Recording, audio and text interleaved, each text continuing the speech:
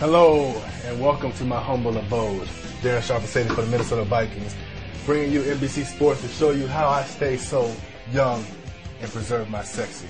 Well, when I come home from work, the main thing I eat, desserts to go.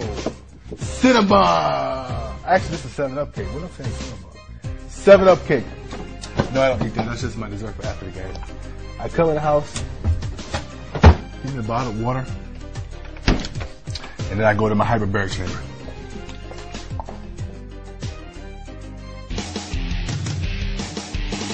And at first, the initial thing you have to do, because it is hooked up to things, you have to turn it on. So right here we have a compressor that pretty much pumps the air. It's a little bit of filtered air that it pumps inside of the chamber. And it also has a compressor to it, so it fills up the air with filtered air. Turn it on, it's like a pump motor type of thing, whatever. And then also you have the oxygen concentrate, which is an oxygen unit that pumps pure refined oxygen, or pure oxygen, I guess oxygen is pure, but pure oxygen into the chamber. So I climb up on here.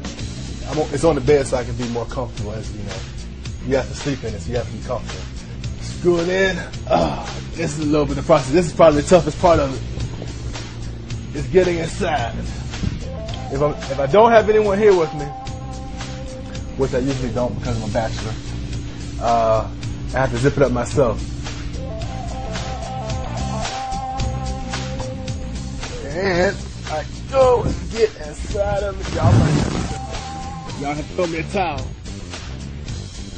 It takes about 4 minutes for it to inflate and become pressurized.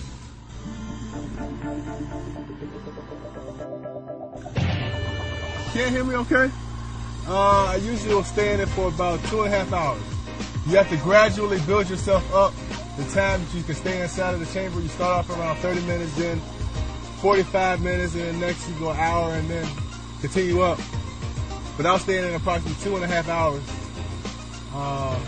a day. I have a slight bit of claustrophobia in me, but after the second time I got in it, I was cool.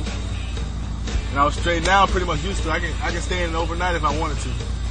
Just kind of, when you get inside here, you just have to make yourself relax and just breathe, and you feel a whole lot better. He's been alright. You know, when I really decided to purchase one was last year when I first arrived in Minnesota, beginning of the season.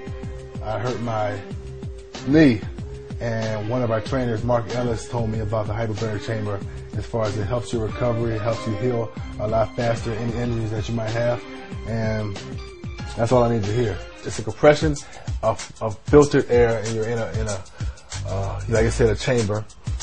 You're constantly, the time that you are in there, you're breathing purified air that has a higher quality or quantity of oxygen in it. And while you're doing that, I believe it's your white blood cells that are more increased, and those are the blood cells that help with a lot more with healing and prevention of injuries. I'm 30 now, and I'm in the 10th year of my league, and I'm still playing, well. It definitely was beneficial to me last year, because after I got hurt, I was able to bounce back and get back on the field a lot quicker, being 30, and had a pretty productive year. I went to Pro Bowl, so you know, I definitely think it benefited me on the football field. What I usually do is after work, I'll get in the chamber for about 2.5 hours. I have dinner, watch a little TV, and take it to bed. But it's pretty much a daily ritual that every time I come home from work, I get in it for a couple of hours to kind of refresh myself before I eat and before I go to sleep at night. And then also on the weekends is when I stay in there a lot longer, like Friday, Saturday, the days leading up to the football game. I'll stay in there for maybe close